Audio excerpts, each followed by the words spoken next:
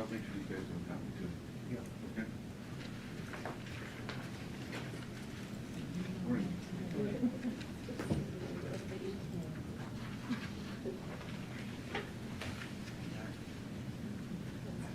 Yeah.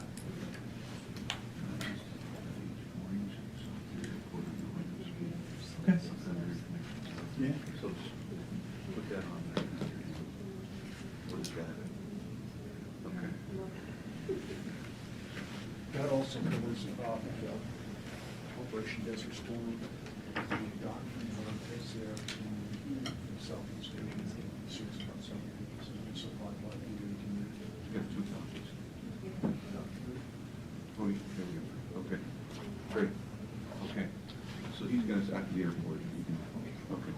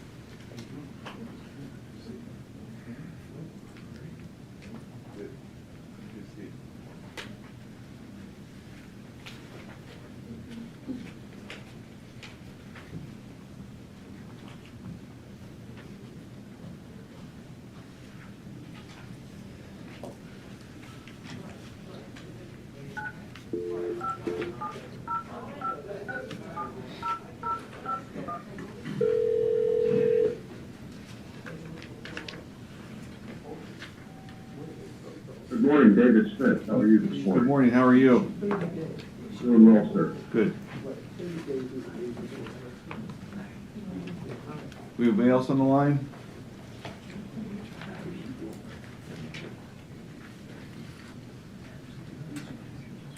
We gotta get some music for you while you're waiting for us. What music would you prefer?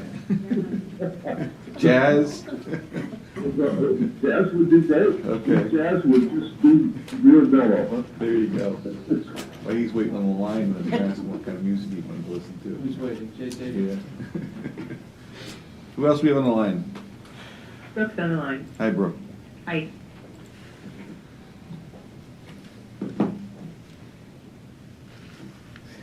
Good morning. Good morning. You ready? Yeah. Good morning, everyone. We ask you to please rise for the opening prayer and the Pledge of Allegiance before we convene the Commissioners' public meeting. Dear Heavenly Father, we're blessed to be granted in our day of life. We thank you for your incredible power and work in our lives, your goodness and blessings, your infinite love, mercy, care, and kindness that you shower us with daily.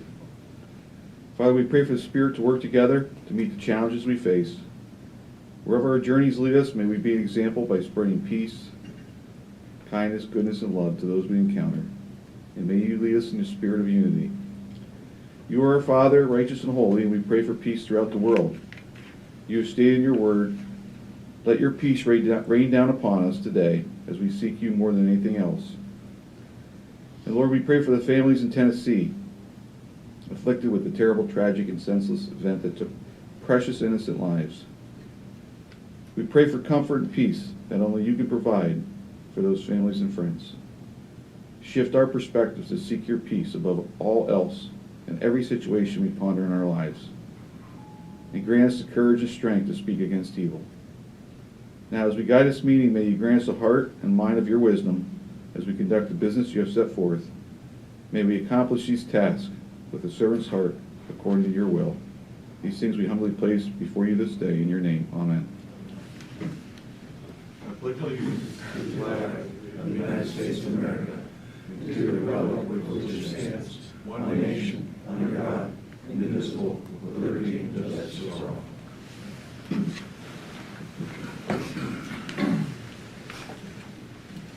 Good morning. We'll convene the Commissioners' public meeting at this time, and we'll ask for the minutes of the previous meeting to be approved. I'll move to approve. Second.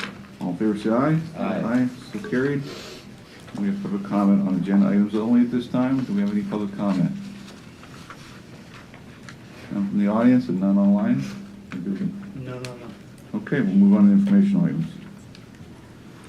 Okay, 2.1, Richard Howe, update and status on the Williamsport Regional Airport. Good morning, Richard. Good morning. We've asked you to be with us this morning and give us an update on the airport, as there's been a lot of people talking in the community, want to know what's going on. Sure. More than happy to do it. So thank you for being here. Sure. Commissioners and members of the public, thank you for having me today. I did want to share with you a number of items. I wanted to share with you the status of the airport. Did want to kind of share with you kind of what's happening in the national travel, because we're all interested about air service and things like that, which I'll also talk about moving forward. Our recruiting efforts towards air service, I did want to go over that a little bit. Kind of what's ahead for us, some of the things that we're working on. One program we're looking at is essential air service. I'll talk a little bit about that. And then finally, I want to wrap up to give you an idea of what the authority is doing looking ahead, beyond where we are this year, beyond where we are next year when the CARES funding departs from us. We don't have that anymore. So, and just kind of some of the improvements we're making at the airport to make it a better place for our users. So as far as airport status, I'm happy to say we are open. Much contrary to some popular belief, yes, we are open. The airport is home to 45 general aviation aircraft and a helicopter. We have about over 15,000 annual operations at the airport for in the aviation realm. Our air traffic control tower is open from 6:30 in the morning till about 10:30 at night. The terminal is still open and functional. We have our two rental car agencies in the building. We have our travel agent, and then we have Simply Saver on the Fly Cafe. We have a meeting room that's available for the public. Some people in this room actually have used it in the past. So we're doing well. We're open. The state just recently finished an economic impact statement, and it determined that the Williamsport Regional Airport contributed about $40 million a year to the annual economic impact to the county. So we're glad to be able to participate in that way also. Looking at travel updates, yeah, it's kind of a mess out there. Majority of the airports are seeing reduction in service. That service reduction can start at 20% or be like Williamsport, where it's actually 100%. Fares have been steadily increasing. In the first quarter of 22, fares were up 12.5%. That's a lot. And then it went up another 10.5% in the second quarter. Now, we're kind of hoping some of that will be mitigated with the price of fuel starting to come back down, but anybody that's been following the industry may see, I think it was last week, Delta entered into a new contract agreement with their pilots, gave them a 33% pay increase. So that's going to trickle down into the fare structure too, so we're going to be kind of wait and see on how that works. Industry trends, there's still carrier shortages, there's shortages of pilots, there's shortages of mechanics. In a way, there's also a shortage of aircraft. Even the aircraft manufacturers are starting to gear up and trying to get back on schedule to producing aircraft. Carriers tried to bring back a lot of the retirees that they gave the boot to during COVID in 2022. A lot of those early retirees said, no thanks, we'll stay home. So that's been a substantial impact for the carriers in terms of the pilots. Of course, there's been a lot of conversation about raising the retirement age for pilots, and in the short term that would probably help, but in the long term, we really don't know how much benefit that will do to the industry as a whole. We're still watching that. And as I mentioned, recent agreements with Delta, with their pay for pilots. I understand that American Airlines is now negotiating with their pilot union. Probably see a similar, so all that's kind of just running together down the road as we go.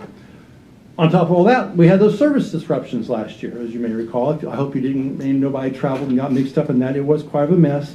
There's a lot of questions about that. Did the airlines book flights that they had no intentions of flying because they knew they didn't have the pilots or the crews? The FAA was dealing with air traffic controller shortages with COVID and everything else that was going on. And through all that, things appear to have stabilized moving into 2023. But it's going to be something interesting to watch because that impacts our ability to bring service into this market, which is, of course, the availability of pilots and crews and, of course, ATC. The airlines continue to park their small aircraft. There's something to the tune of 200 or 350-seat jets, the jet that used to service this market, that are now out in the desert, which kind of equates out to about 2,000 flights a day that were being flown in 2020 that aren't being flown today. So that's a huge impact, and a huge impact to small communities such as ours and others that are striving for air service or would like to bring their air service back. So service continues to shrink in all markets as these small jets start to go away. So what are we doing about it? So the authority is recruiting. They're doing the best they can with what we've got. We've approached United Airlines. Dulles service would be very good for us. It would meet our needs. But United has made substantial changes in the regions. For some of you that have flown from some of the competing airports, you've seen some of those changes that United has made.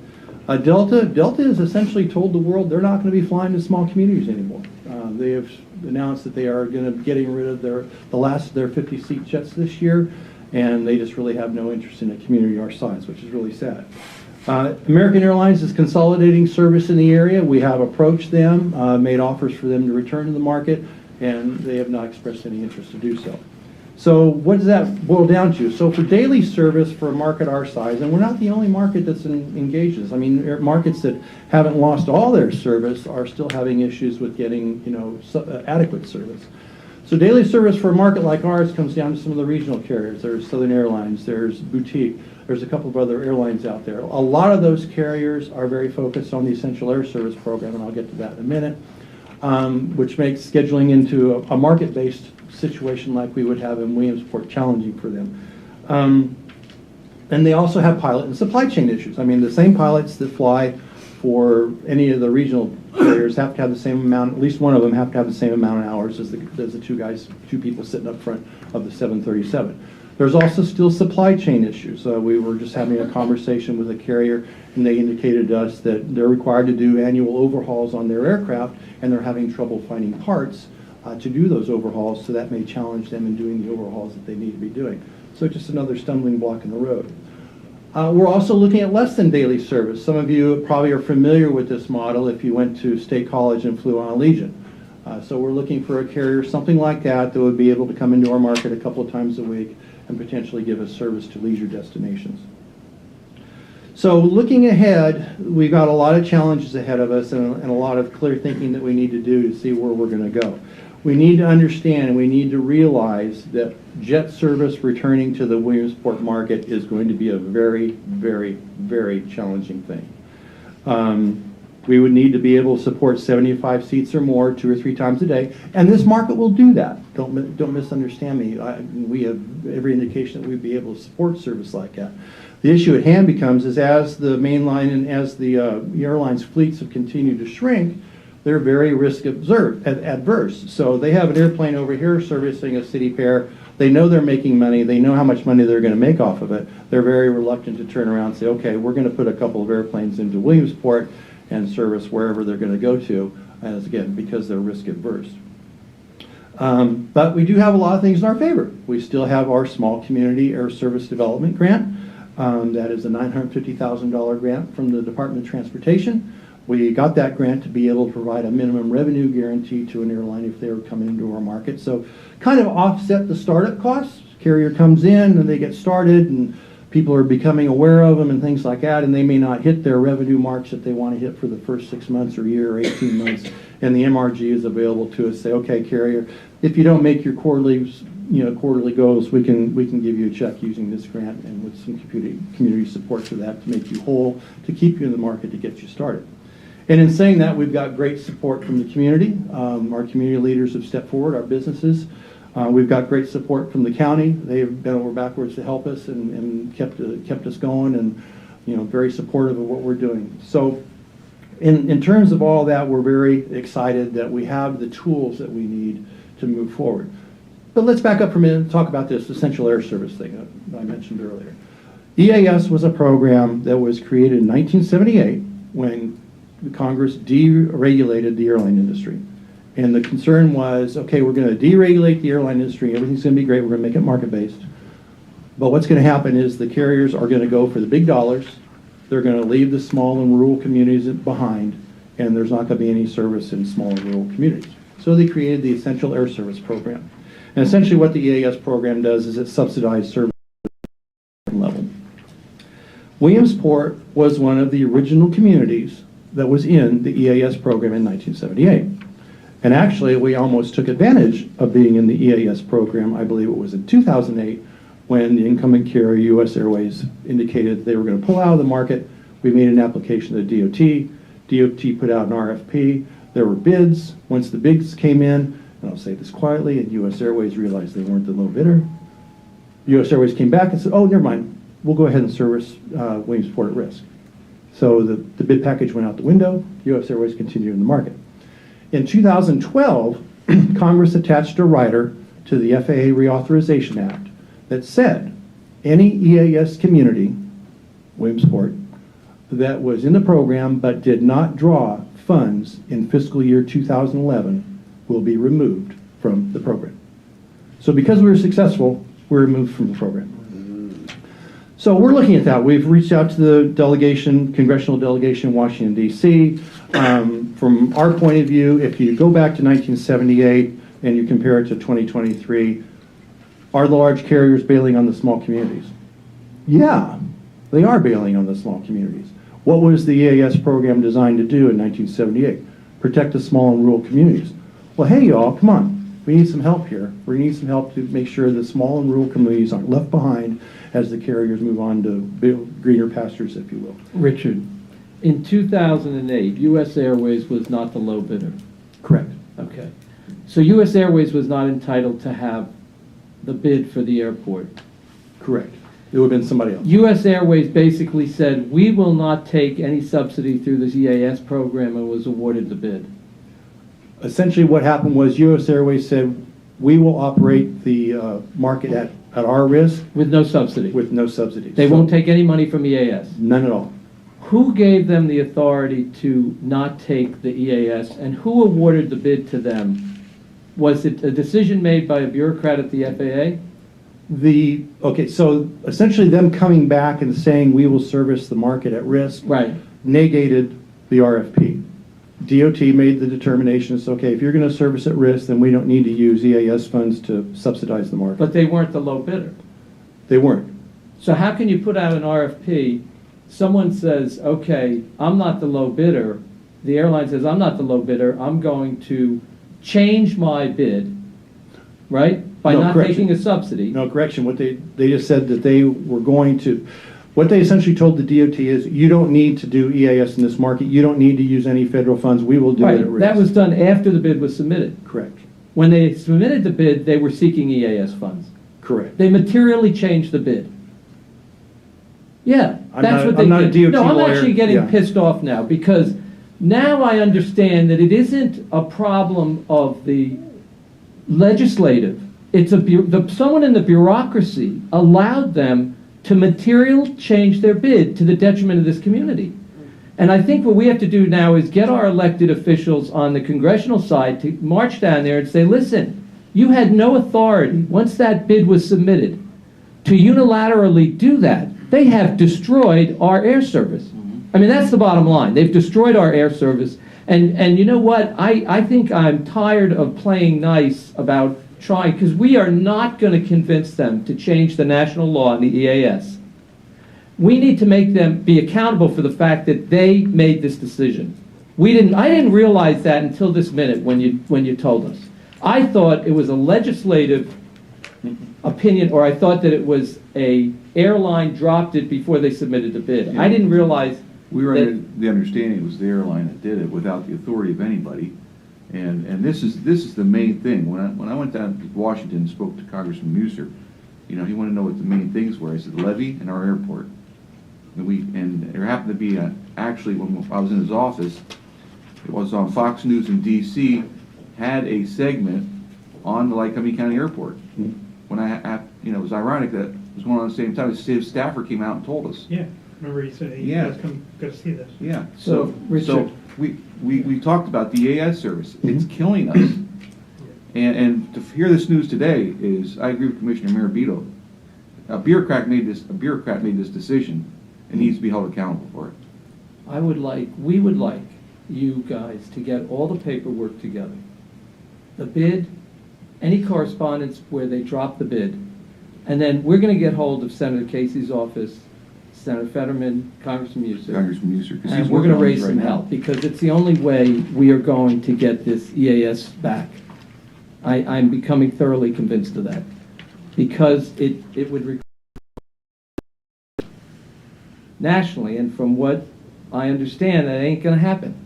So It could go on FAA reauthorization, but yeah, it's an uphill push. it's an uphill push, but now this is something that helps us with the uphill push because it shows that this is not something that the community did. This was something that was done by somebody in Washington, D.C., and it was done after the carrier. It was basically giving a deal to the carrier, to U.S. Airways. They had no right to get that bid. They were not the low bidder. So they came in after they submitted the bid and changed it. I bet they violated the law. Yeah, but materially, they didn't draw any DOT funds, so But they They put did. into the bid that they wanted to draw DOT funds, right? As So far they as I understand, materially did changed the bid is my As far as- point. As far as, yeah. When they came back in 2011, from 2008, who made that decision then?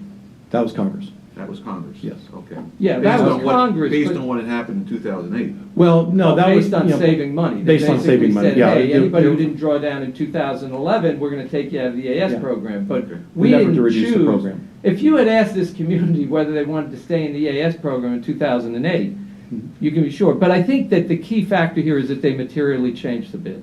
I know they didn't draw down funds, so I didn't say they stole money. Right. But what I'm saying is they changed the bid in a way to get the service that they probably were not entitled to do once the bid was in.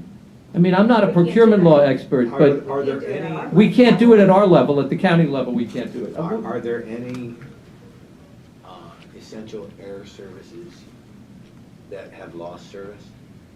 No. Except Then us. that, brilliant, let's go fight. Yeah, we have to, because otherwise we are sitting here spinning our wheels, and now You have there's nothing to lose. Right, there's a legitimate basis for saying to them, you need to put us back in because you made a bureaucratic change that you weren't entitled to make. And think about, there's an airline that wants to go to a rural airport. They're gonna go to one that has EAS service before they go to one that doesn't. Yes. That's critical. Yes. It's one of the reasons we started pursuing it last year. Yep. Who else was dropped in 2011 besides us? Who else was dropped in 2012 besides us? There were several. That I don't hadn't have a drawn list off the down? top of my mind. Okay. Dubuque pops to mind. There were one. Okay. A couple of others. Right, but not the way ours was. Ours was done to give, they gave a special deal to US Air is what they did. They cut a deal with US Air behind our backs, So that they didn't have to pay the subsidy. so they didn't have to pay the subsidy. Right. And then that cost us our ability to get the EAS. Ultimately. Honestly, I guess at the time, we didn't realize what was going on because we should have raised hell in 2012. But you know what, better late than never, so we do that. I'm very upset. It's- I'll get that to you. Aware of it. Yeah, please get that to us right away so we can Sure. get to the legislators and that's gonna give them much more to fight with. Exactly. Attorneys. Yeah, attorneys, yeah, absolutely. Yeah. And maybe we ought to sue the federal government. Sue the Department of Transportation. Okay, do you have anything else for us? Just a quick wrap up for our revenue generation efforts. And so the stuff I'm going over here, none of it's it's all funded with federal or state funds. There's no county investment in these projects. But we are working on building a new T-hangar complex to bring in additional revenue. PennDOT has actually identified a critical shortage of hangars in the state of Pennsylvania, so we're trying to fill that need.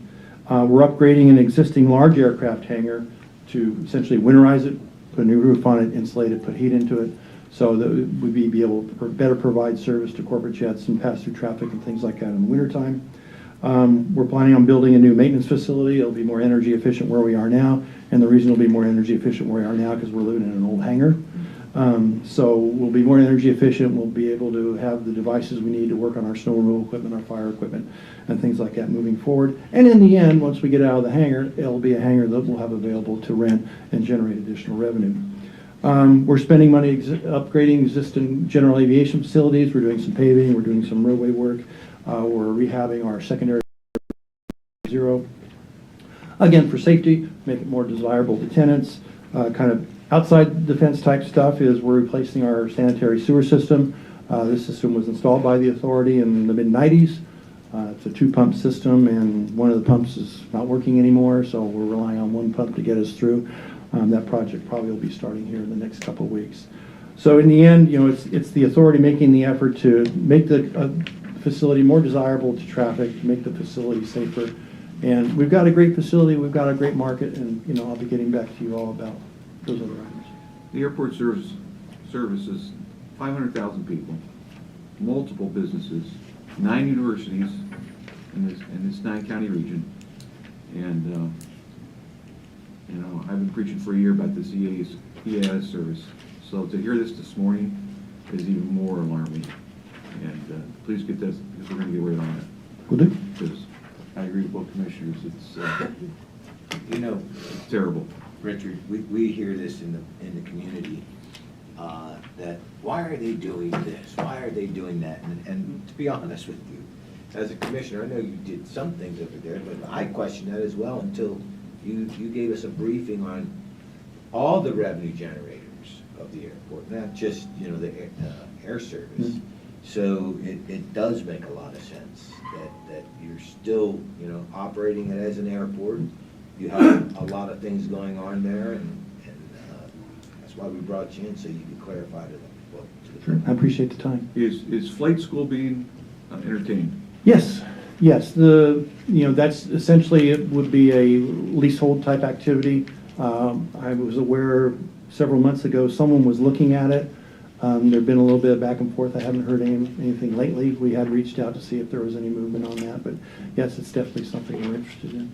Okay. 2 questions. The 40 million economic impact to the county, was that done by the state as a general indicator or specifically in the current condition of the airport? It was the current condition of the airport, but it did take into account air service. And Okay. so the air service part of it was about 5 million. So actually, when you read the document, the economic impact is 45 million.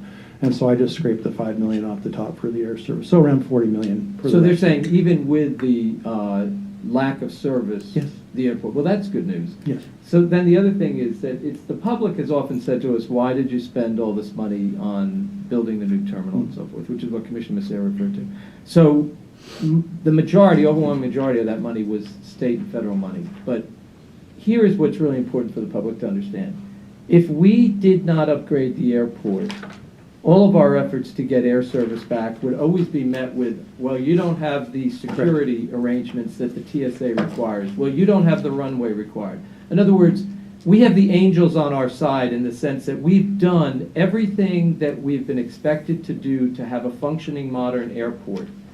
And the only thing now that's stopping us is what transpired by the Department of Transportation. So it's good that we did that. We are not fighting an uphill battle of responding to the federal authorities saying, you don't have a functioning airport. So it is good, and we did it with state and federal grants. Right. And the county did not give away the EAS service. Right. That was done inappropriately. Yeah, Right. and, in the overall scheme of things, as we all remember, in February 20, and started in August of 20, we were going to have service into Charlotte. Right. And if there hadn't been COVID and the impacts from COVID, we'd still have service into Charlotte. Right. We were this close to having it. Yeah. Thank you, Richard. Thank you. Okay, thank you for being here.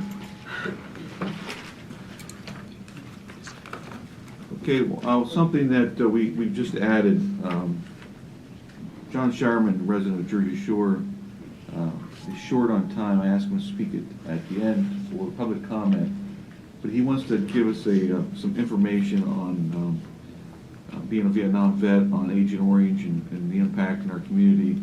So I'm going to allocate him a few times that are I'm going to be informational. as brief as I can. Yeah. with everything. Yep, thank you, but we'll allow him to speak now instead of under Thank you. public comments. Thank you, John. Thank you for bringing this to our attention. I want to thank the county commissioners for the proclamation that they issued last week for commemoration of Vietnam Veterans Day, which was yesterday.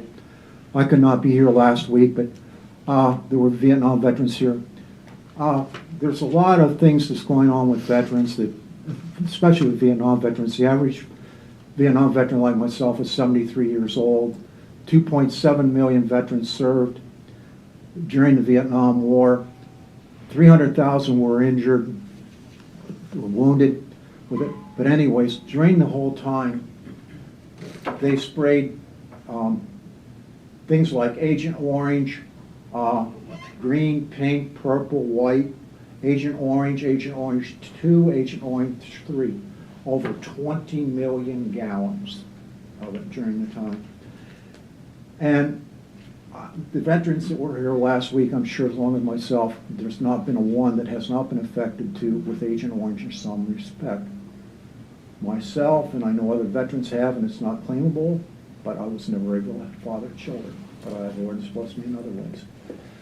There are 14, almost 20, about 17 different things. I have to get my right page, pardon me here, that have affected Vietnam veterans and their health. And in 2019, it was estimated that between 300 to 400,000 veterans have died because of the complications from Agent Orange. That's a lot. Some of the stuff, there are over about 14 or 15 things that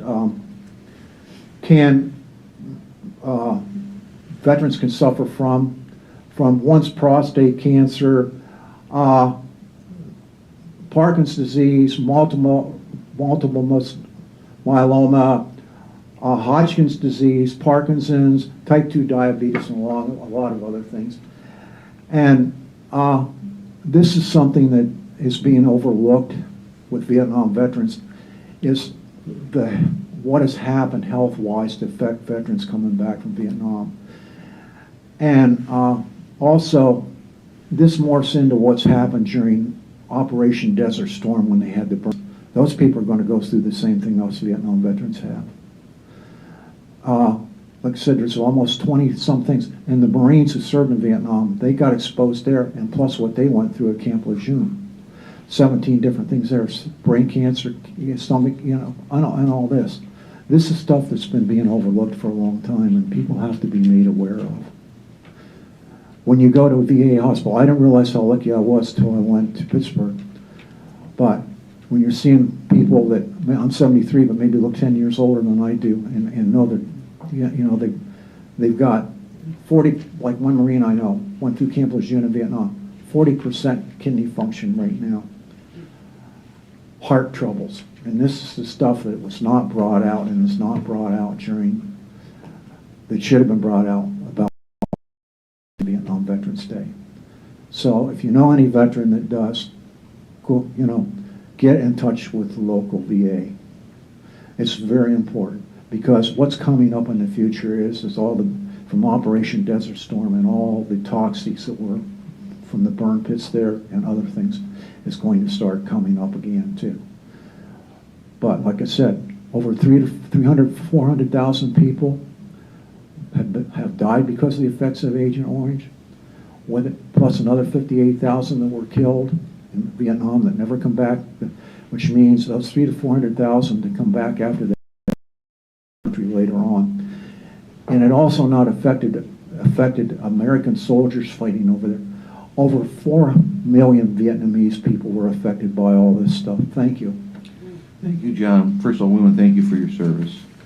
And second of all, thank you for being here today to bring this to the public's attention, because it is a major issue. And make sure that Mike Munn has your copy of this that you gave us also. Yeah, I got and also, putting a plug in also, I got the information on about 3 or 4 hours from the Clinton County VA, who are very good to deal with too. They're very good people. So I wasn't trying, when this come up last week, as I said, I didn't know how lucky I was when I came home from Vietnam, kept myself with everything. But when I got involved, when I was 62, when I had to retire at 62, and I got involved in the VA healthcare system, how damn lucky I am. I'm level 6. The higher the level, the better off you are, because there's 6 different tiers. And as you get down the tier to number 1, that means the worse you are, the more health problems you got.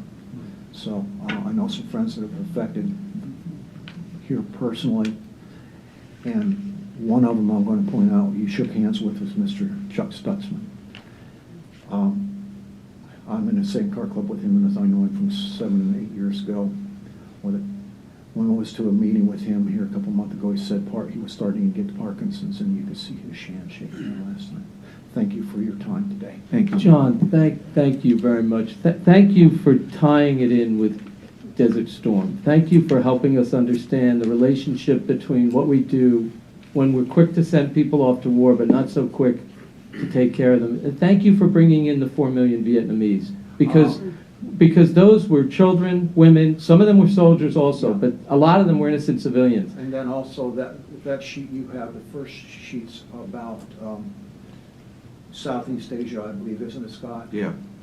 So, I mean, this Southwest Asia. encompasses a lot from Vietnam going forward.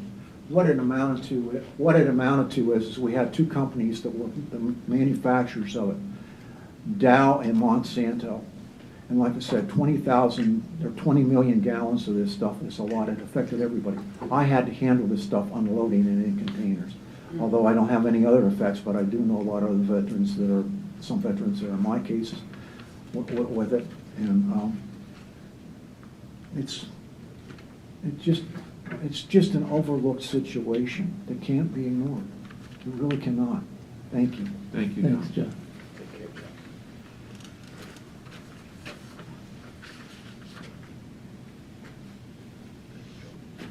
Reports? Yeah, I was just gonna make a comment, not a lot's changed since Desert Storm. The burn pits still continued in Iraq and Afghanistan until we left. We all experienced it, and so what's unique is you would have thought since Vietnam we would have at least developed some different methods for getting rid of, at the end of the day, trash. But we have. To add to this, in one of the Pocono papers I was reading this morning online, there's also a problem with the Army and how they've disposed of chemicals and things at Fort Indiantown Gap and other places, military facilities in Pennsylvania. For the ones that don't, I'm sorry, go ahead. But this has been a problem, like I said, it's been going on since Vietnam, and it tends to be overlooked and has to be brought to people's attention. Because if somebody's gotten sick from maybe prostate cancer or something like that, it gives them a way to get back to the VA to get the funding that they need. So thank you for your service and with I think what's positive is at least Congress has passed the PACT Act. Yeah, which it took a little time to get passed, but Yeah. but It's a start, you know what I mean? But there's a parallel between the two. It took a long time for that to get passed, but then it also took a long time for the VA to start recognizing the effects of what the Agent Orange and all this other stuff was in Vietnam. But like I said, $20 million, that'd make a heck of a big reservoir, Yeah. 20 million gallons. Thank you. Thanks, John. Thanks, John. For the ones that don't know, Director McDermott is a retired lieutenant colonel that served a tour over in Iraq. Afghanistan twice, so you were in those burn pits. Yeah, we lived them. So thank you, John. All right, moving you for on. your time. Reports. 3.1, Caitlin, accounts payable, cash requirement report. Before I present the usual weekly cash requirements report, I have to add the special meeting that we did last week. We did not present it at last week's meeting, so I wanted to present it today.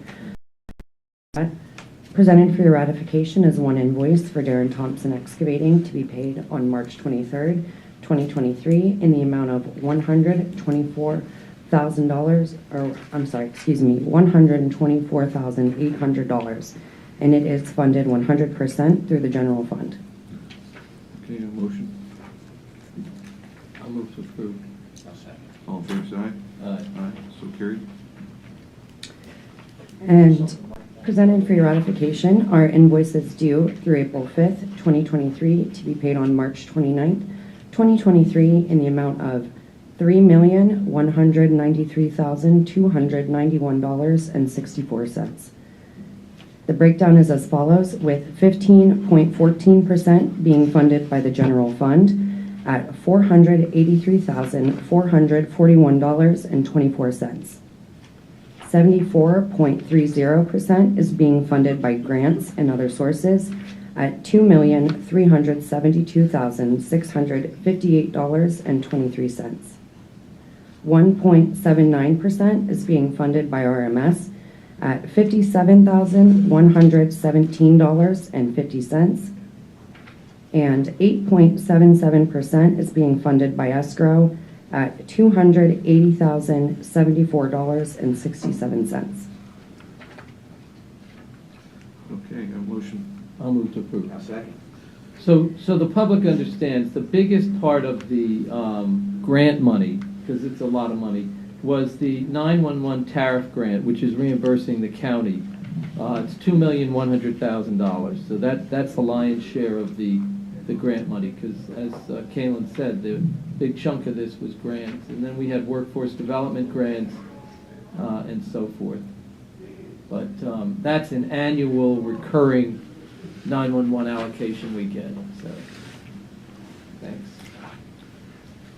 Okay, all fair side? Aye. All right, so carried. Thank you. Thank you. All right, moving on to 4.1 personnel actions, Jessica. Good morning, Commissioners. Good morning, Director.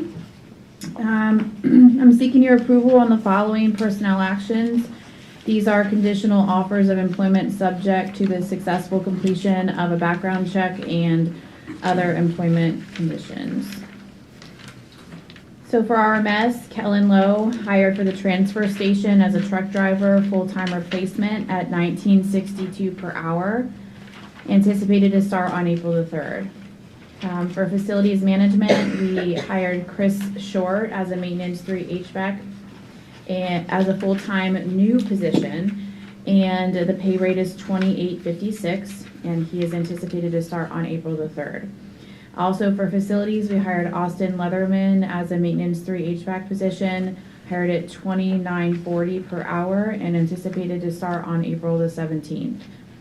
In the public defender's office, we hired Michael Showers as a APD position, full-time replacement at $60,500 per year, and he's anticipated to start on April the 10th. For Judge Linhart, we hired Keaton Heisman as an executive secretary, full-time replacement position at $16.38 per hour, anticipated to start on April the 3rd. And for JPO, we hired Andrew Arnold as a JPO officer, full-time replacement at $21.95 per hour, and he is anticipated to start on April the 10th. Okay, can I have a motion? I'll move to approve. I'll second. Any questions? Okay, hearing none, all in favor, say aye. Aye. Aye. So carried. Okay, TDA actions. An update to our TDA for budget and finance. We are requesting to change the title of the financial tech position to a payroll AP specialist. We believe it'll help assist with our recruitment efforts. Okay, a motion. I'll move to approve. All in favor, say aye. Aye. Aye, so carried. Thank you. Thank You you. know, just a little pitch here. We always made pitches when we needed people for the prison.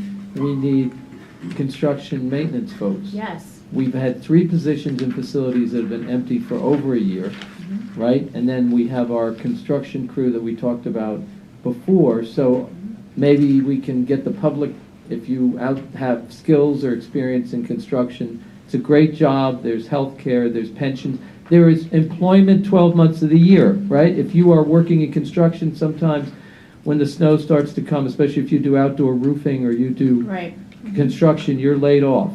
Here, you're working 12 months of the year, and you're working essentially from 7 to 3:30, 8 to 4:30, roughly those hours. Right. Yep. So we With OT available. yeah, with OT available, and there's health care and a pension, and it's a good job. And a health center. And a health center, and Yes. it's a very good job. So we need to get Thank you folks for to that. step up. You're welcome. Oh, thank you. This time we'll recess the Commission public meeting for the Board of Assessment revisions, and we'll convene the Board of Assessments revisions at this time. Brooke? Good morning, Commissioners. Good morning. I'm seeking your approval for the list of real estate exonerations.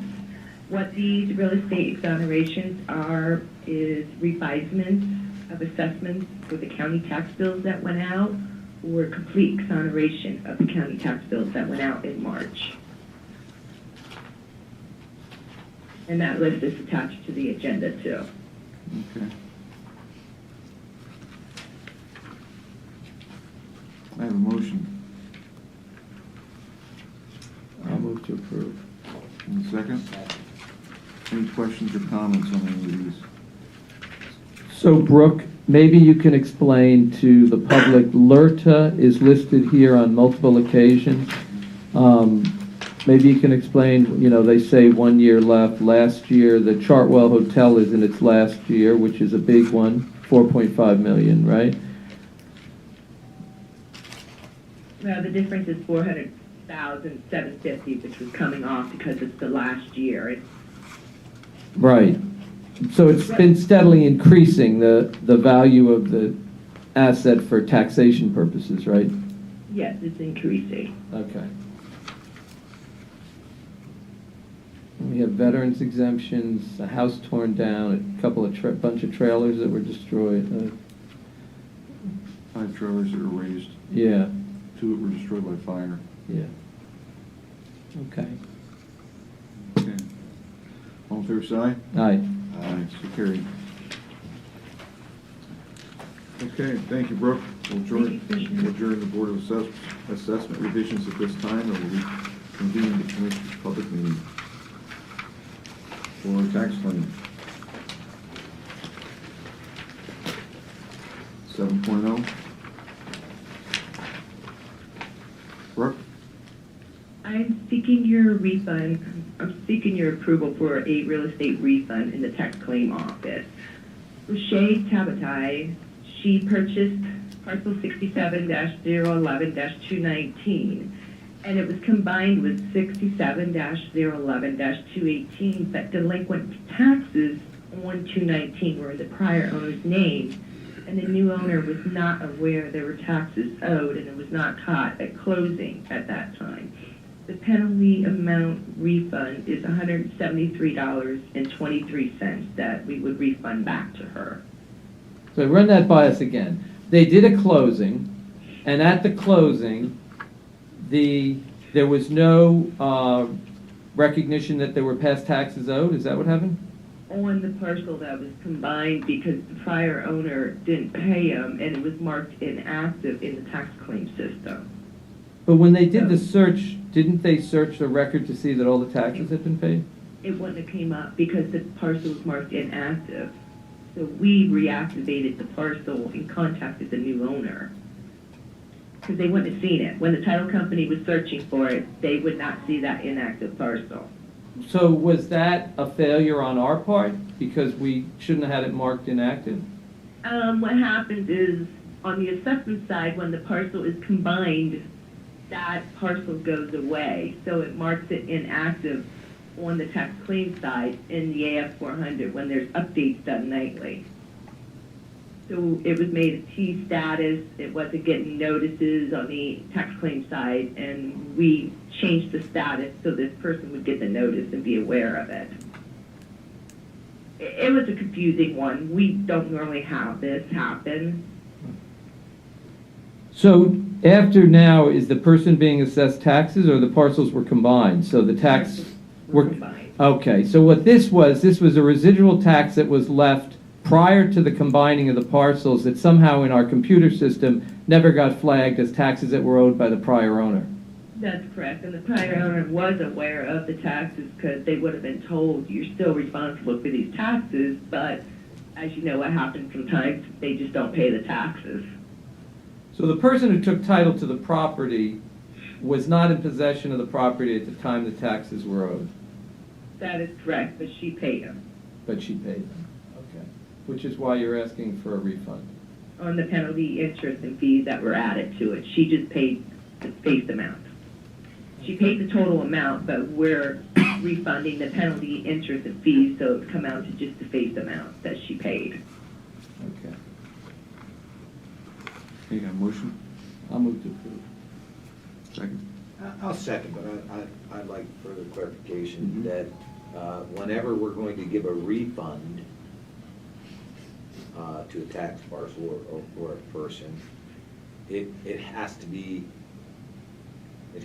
get approved by the commissioners. Is That's it? what I normally do. Okay, and, They pay the taxes in full. She sent a letter in, and this is why I bring it to you before the board.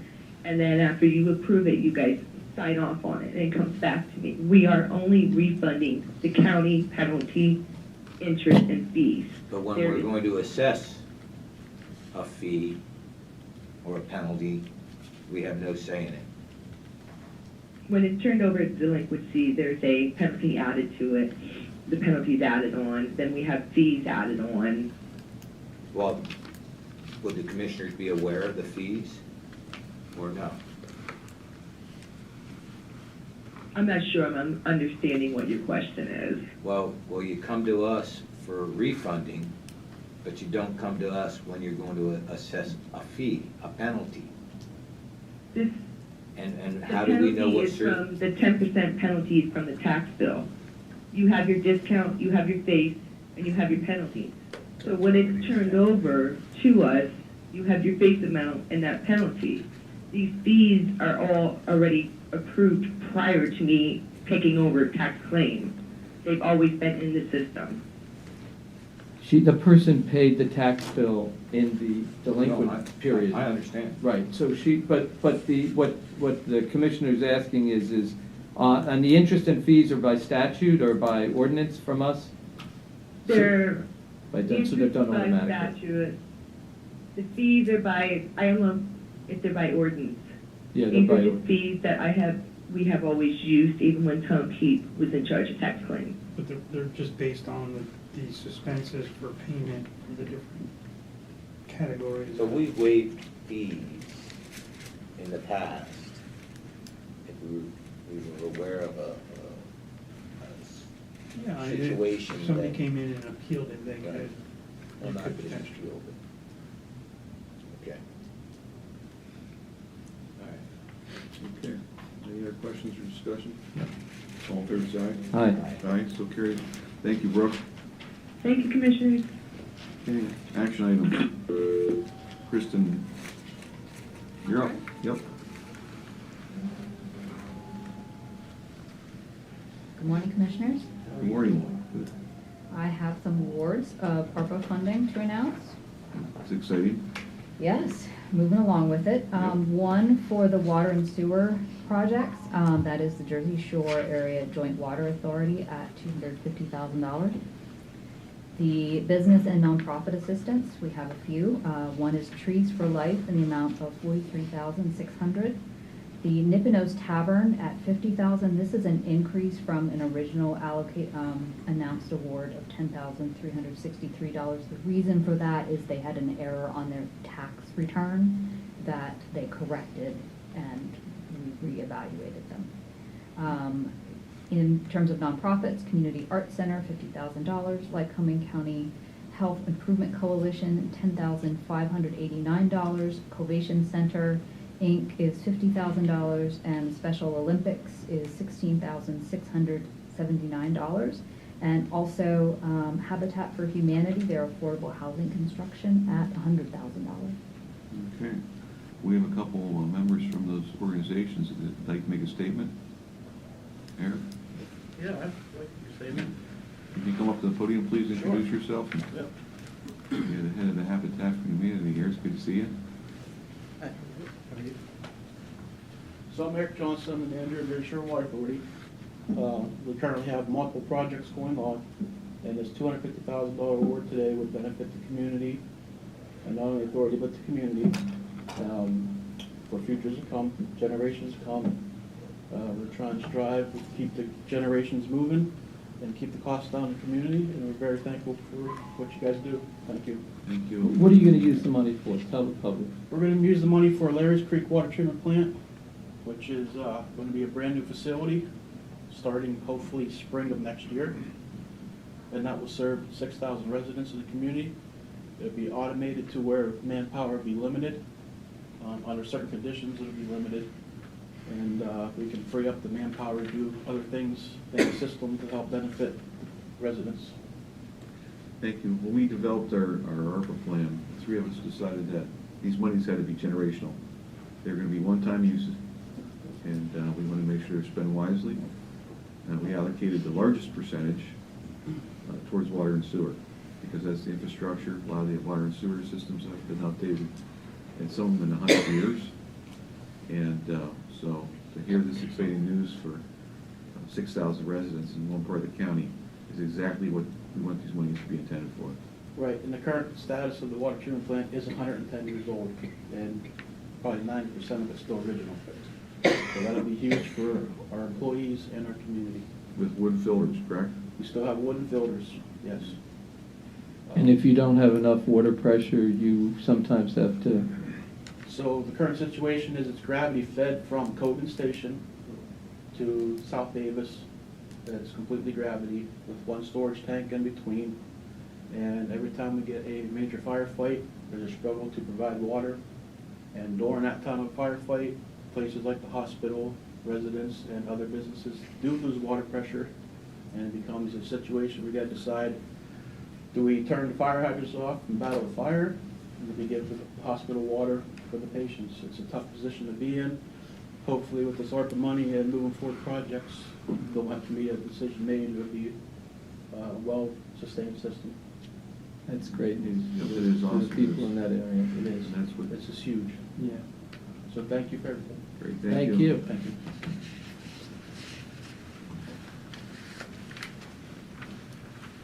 Another exciting organization that brings great things to the county. Commissioners, thanks for your consideration on this. I'm Dwayne Hirschberg with Habitat for Humanity. This is a project that I personally find very exciting. It's a joint project with Penn College where they own a vacant piece of property they'd like to give to Habitat for Humanity after they spent considerable sums in raising the previously occupied building that was there. They are sequencing their construction technology classes to coincide with the development of the building so that their students that are in construction technology, instead of building a mock-up in their laboratory, which is a very nice laboratory, they'll actually go on site and work in real weather conditions, real contractor conditions to construct this property. And then rather than the materials that they bring being disassembled and sometimes thrown away, they'll stay in the house. And this vacant property will be put back in the tax rolls to an affordable homeowner.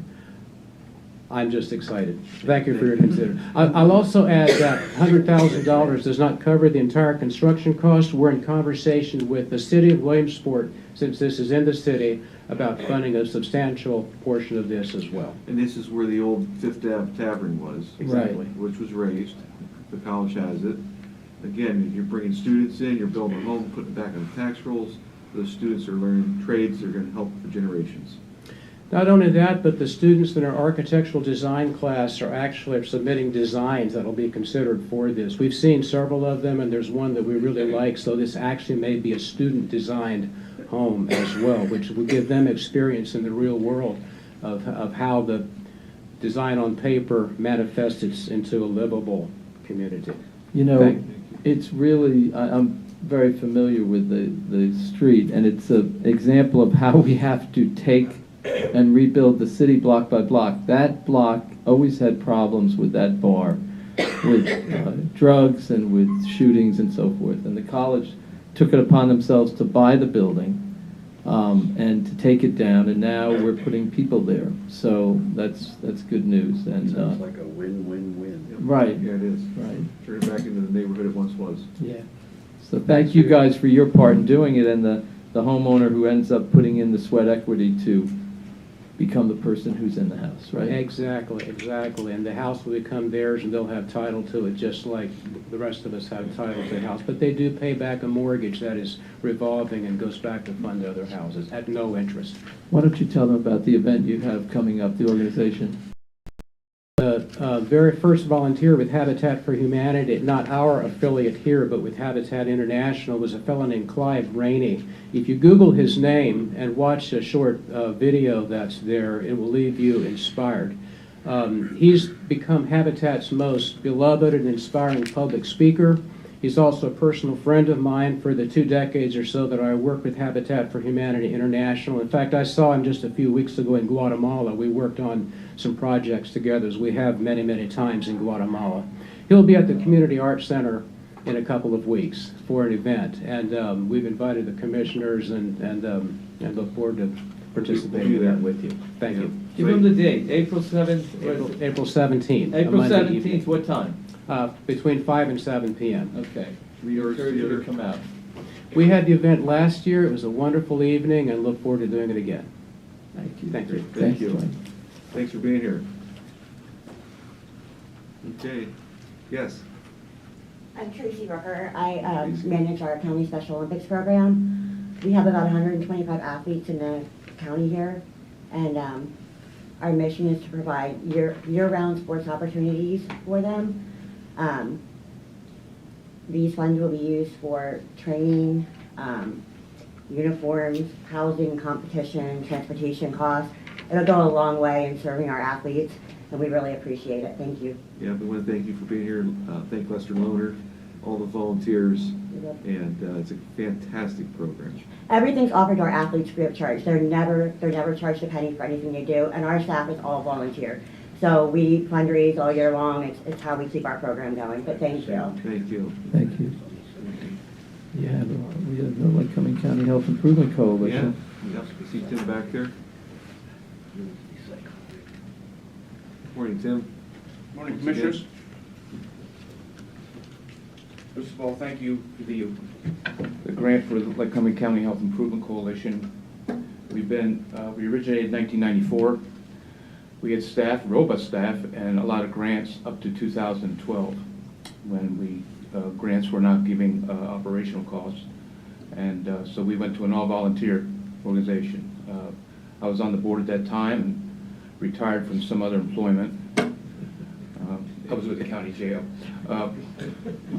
And just filled my free time in with keeping this organization afloat. We had a $5,000 debt. We whittled that down. We have 38 member board members. We have 3 active task force, our Safe Kids, which involves the corner. Safe Communities, where we put information out to AAA and the Sun Gazette. And also our Youth Development Task Force. That's where we use ambassadors from all the high schools and to address issues like mental health. This year it's on Unity. We had a fundraiser that was supposed to start in March of 2020. Selling bracelets, Pura Vida bracelets. And the kids were all enthused about it, and then we got the bracelets in the mail, and the week after they shut the schools down. So we had to find out better ways of doing that, and we said, well, let's just proceed. This year, we used those bracelets. We gave them to all the schools, and they attached a unity message to those bracelets. They gave them to the school teachers and principals to give them to any students that showed positive behavior. And just trying to push home the mental health issues and also about being unified in what they're doing with our message there. You'll see more about that with us in later this year when we come up. Each year we get a whole new set of students in the Youth Development Task Force. They run the meetings, and we try to keep them focused on other issues. We've had speakers come in from the community to show about what issues are, and we're also looking at diversity issues, inclusion issues for them to be aware of. And this is a robust group. They have a positive attitude about diversity. And this will get us going in terms of the right direction so we can sustain this organization for next year. We'll be 30 years old. And we need to keep moving. And I look at all these different organizations, and health runs through it. And if you improve your health, they can be involved in all these other institutions as well. So again, appreciate your time. Tim, thank you for and your support. Your activity in this organization, and you're involved in a lot. And Yeah. thank you for all your time that you give back to the community. You got to keep busy. Yeah, you do. Thank you. Thank you. Okay. That's good. All right, we have a motion. I'll move to approve. And second. I'll second. All in favor, say aye. Aye. Aye. Commissioner? Aye. No. 8.2, Jessica.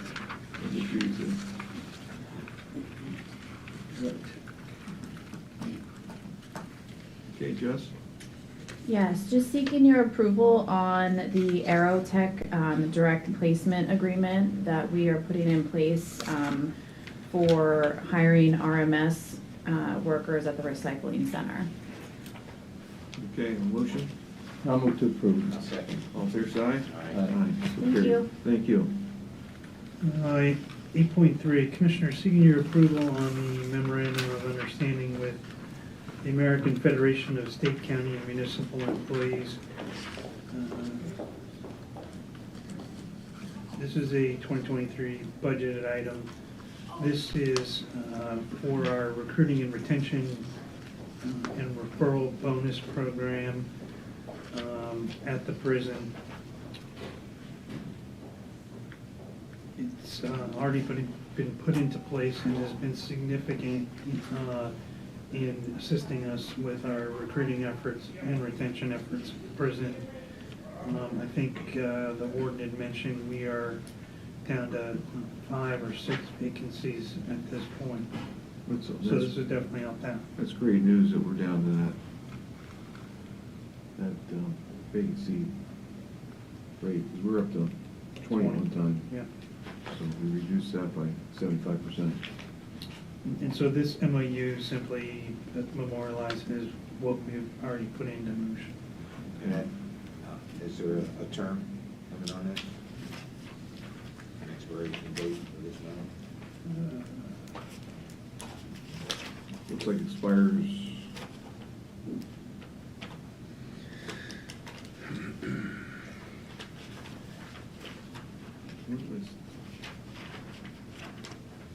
See that. Well, I know that the program itself, we're done in June. That's what I thought was June. Yeah. Yeah. It may not specifically express it here, but I know the individual agreements with the employees. I think we need to add it Yeah, to. we have to add that too. I don't see June on here, but I know our discussion. I mean, we could add it here, I think. What prevents us from adding it here? On an amendment, or you make a motion that includes adding paragraph 5 that, You guys could approve contingent upon inclusion of. they haven't signed it yet. The union hasn't signed it yet, right? No. No. So we could, I'll move to approve the memorandum of understanding, and Commissioner Masser, you would like a paragraph added, which we all agree, I think. Yeah, add end date of program. This program terminates on, June 30th, 2023. That was our discussions. yeah, is that, Mr. Masser, is that? That's good. Here, Okay. that's all our understanding, okay. So This we have a program motion and a terminates on June 30th, 2023. A motion and second on the change to the memorandum of understanding. Yeah. Motion. I made a motion, yeah. Fair side? Yeah. All fair side? Aye. Aye, so carried. Mr. Masser, thank you for noticing. Yeah. Okay, Commissioner Avoid seeking. problems. Yeah. Seeking your approval on the opioid Wave 2 pharmacy settlements, including Teva and Allergen pharmacies. Okay, a motion. I move to approve. A second. I'll second. Any comments or discussion? Yeah, I just hope that we spend this money wisely, and as we were at the CCAP conference and we talked to some of the attorneys, not only from Pennsylvania, but throughout the country, you know, how they're spending this money in different ways, whether it be building facilities, or treatment. There are a number of ways of spending this money. And, you know, we should be and it's a lot of money. This is a lot of money. And we should be evaluating how effective some of those methods are for treatment. Since we can't reimburse ourselves for any cost, it's only moving forward. And I hope that we, you know, even though I believe it's West Branch. West Drug Branch, Out. yeah, they're the lead on it. I think that it's important that we spend it on evidence-based practices and education. And it's important to educate the future youth, the dangers. And I hope we don't forfeit any input from the commissioners on that, how to spend it.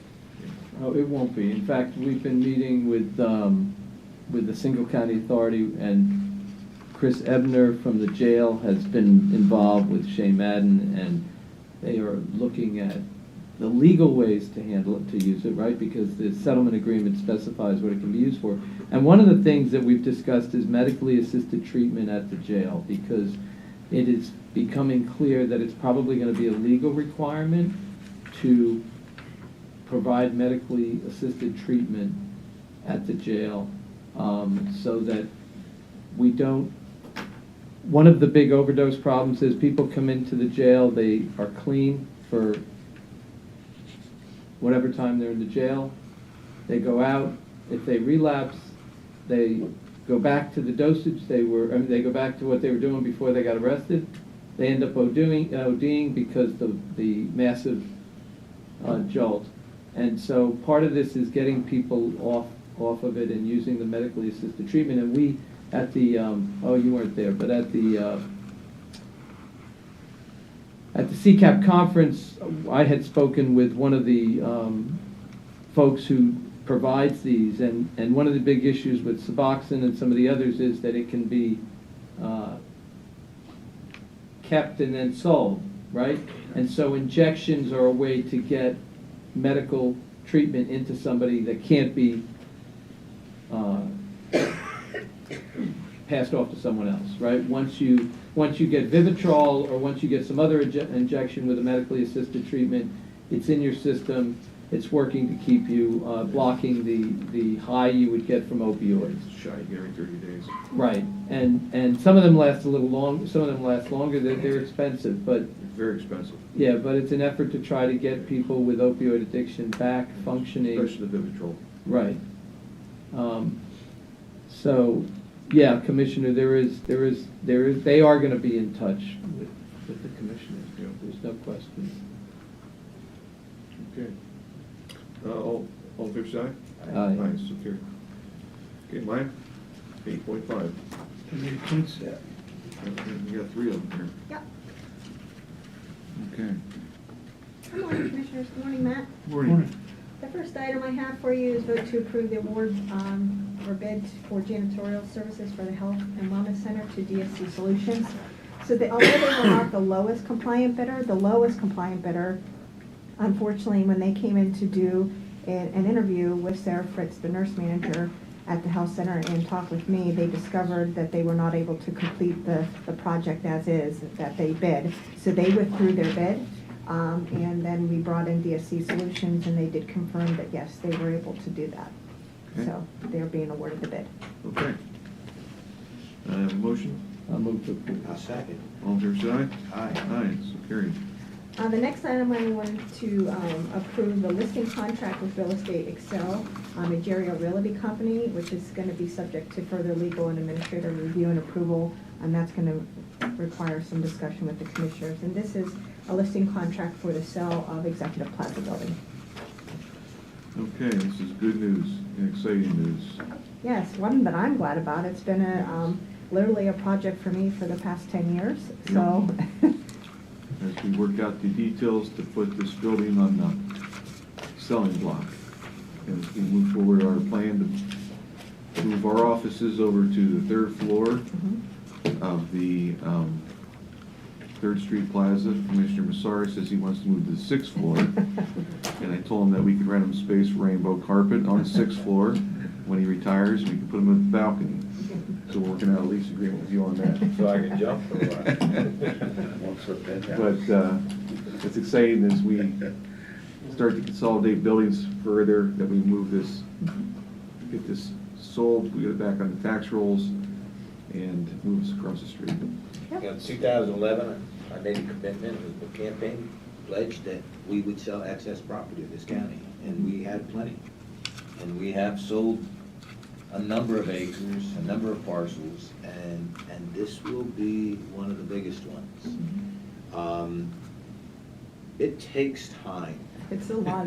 Yeah, because by the time you even understand everything, 'cause that's been honestly half the battle, has been, new boards of commissioners understanding if it's a decision, because it's a big decision, and then just the process, the legal process involved to sell property from a government side.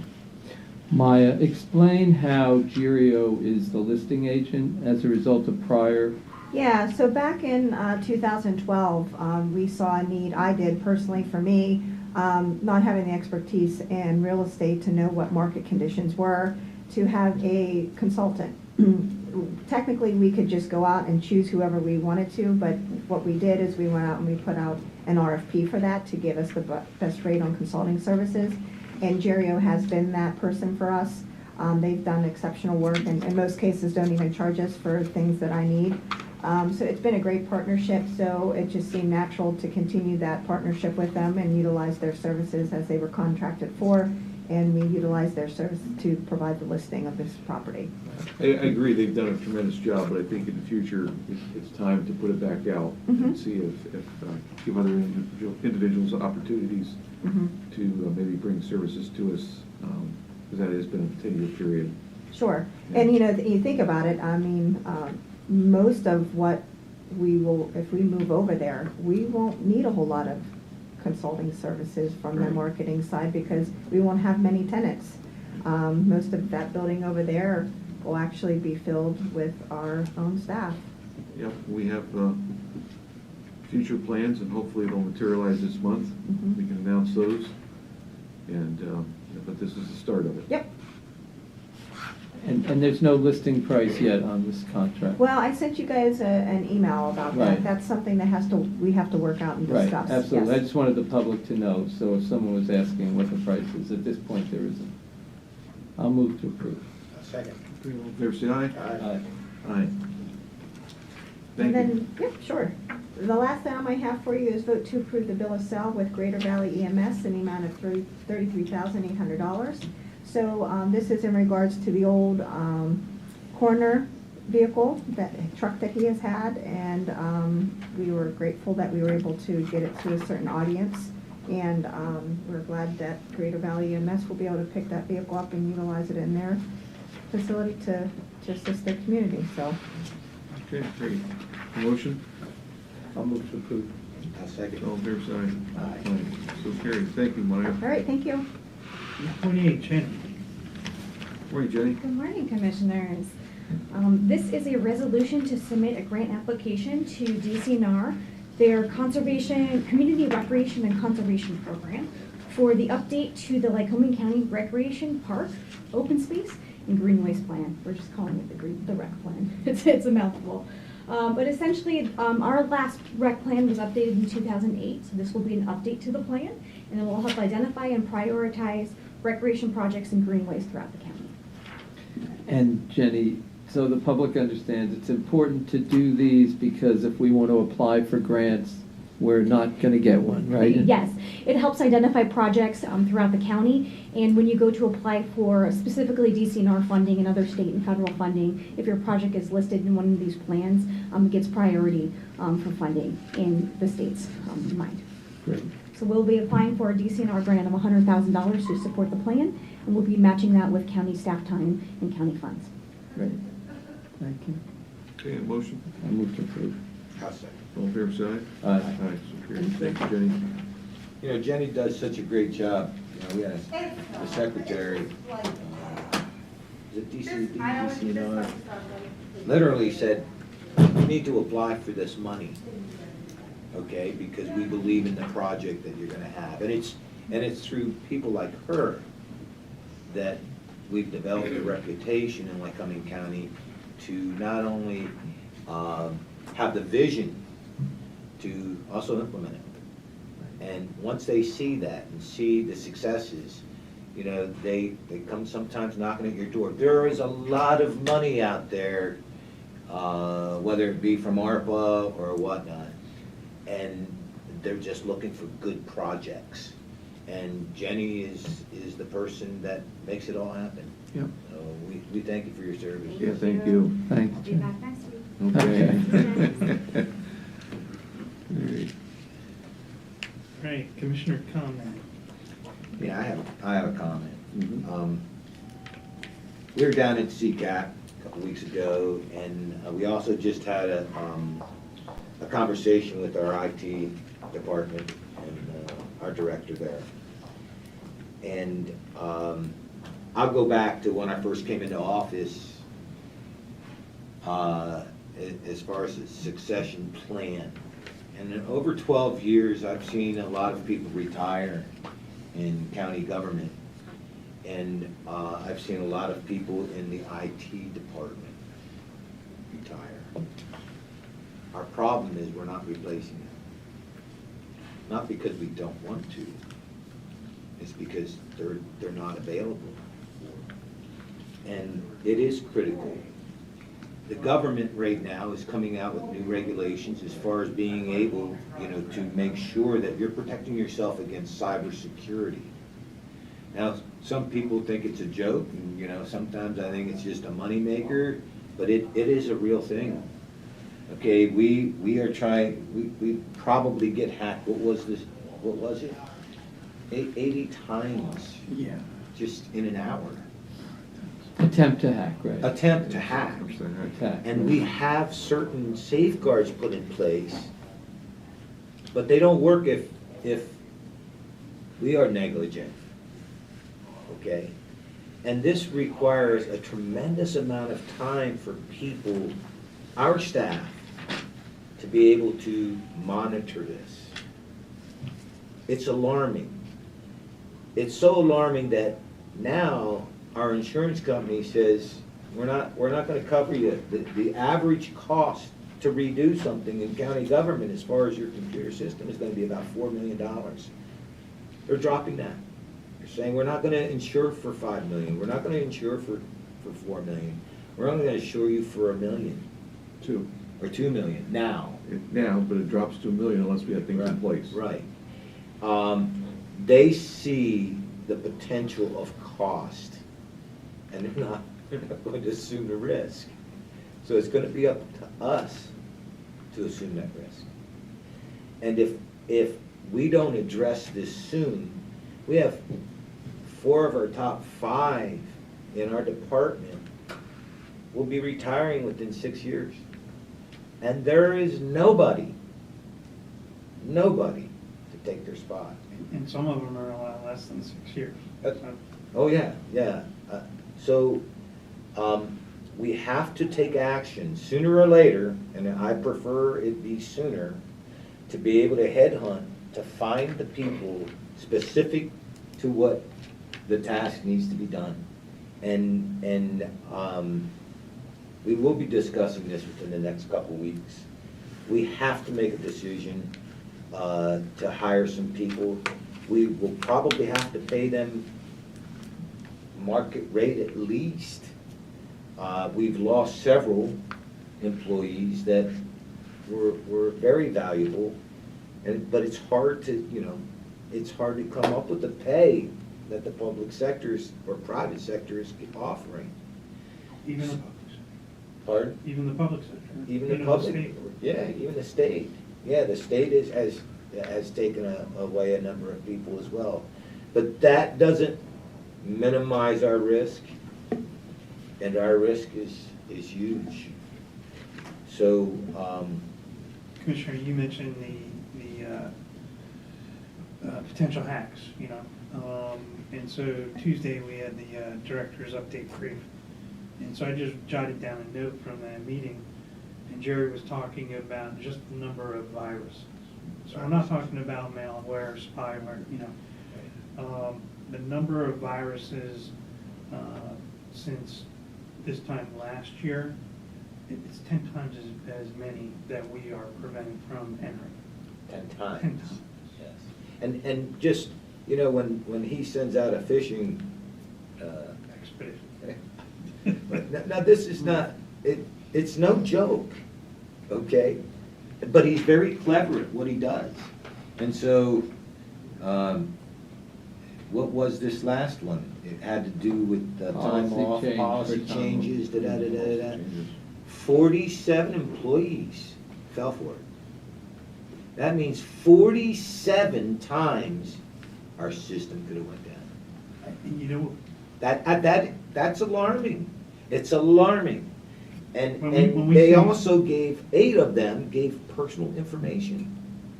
So you know, and it's not just Lycoming County, it's everywhere. So you have to pay attention, whether it's your, you know, we got hacked over at our business once, and it cost us like $3,400. Well, to me, that's a lot of money, right? I was gonna say, when you talked about the number of folks that actually, you know, clicked on the latest fishing expedition. It was good, though. Oh, yeah. And with, I think you said 47. 47 employees doesn't just mean regular employees. This is elected official, department head, on down. 47 folks didn't see the warning signs and clicked on it, unfortunately. The part that's disturbing is the folks that actually put in personal information into it. Because then that puts their personal systems, you know, banks, all that stuff. Yeah. Right. Okay, Commissioner, anything? Okay, public comment? Yes, Tom?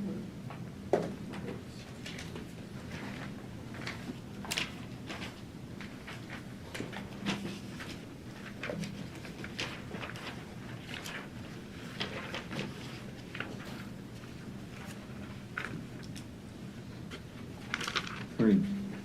Morning, Tom Adams, Williamsport. I see I'm running for school board. Saw that. Congratulations. I think Gazette might lose some readership with that photo in there. Some young enterprising person might want to make a business out of that, scare the rats away. Anyway, Hosea 4:6a says, "My people are destroyed for the lack of knowledge." And of course, that's just not knowledge about God, it's knowledge, just facts and knowledge of reality. And of course, we see that all around us. But it's great having these groups here today that help and work with people. And I just heard a message this morning on the phone about keeping a positive attitude, and that's kind of tough. And I know for me, I try to be positive. I don't think about it enough. I think, you know, you get wrapped up in the destruction or the demoralization of the country. You know, we see things that we love slipping away, but we can only be responsible for ourselves. But also, though, to not be silent. You know, God doesn't want us to be silent when we see evil around us, or just people having a way that's just not pleasing to not just God, but to others. You know, it causes other people's distress. So challenge for us is to remain positive and to try to be a help. And it was a good message that John brought this morning, John Shireman, to keep us more aware of our brothers and sisters from Vietnam that went really through a tough time, especially the soldiers. And I worked at Penco Products down in Oaks, PA. We made steel fabrication shop for shop furniture. My supervisor, he had Agent Orange problems. You could see it on his skin, and he had some difficulties, but he had a positive attitude, you know. That really helps you get through things. And so that's kind of the gist of, I guess, with the fellow that was speaking up here with the Lycoming County Health Improvement Coalition.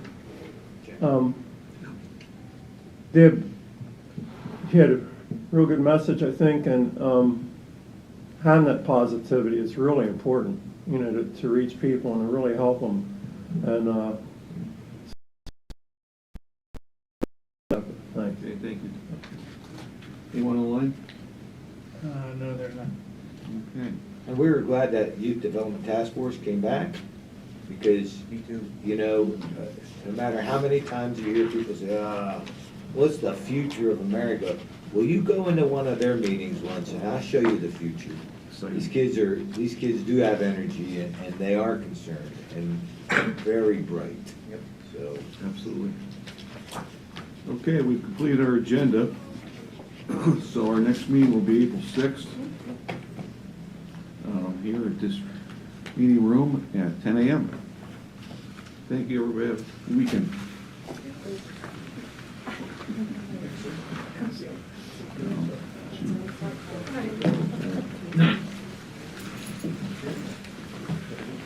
I'm getting there. Okay. That airport, that would be brought up today.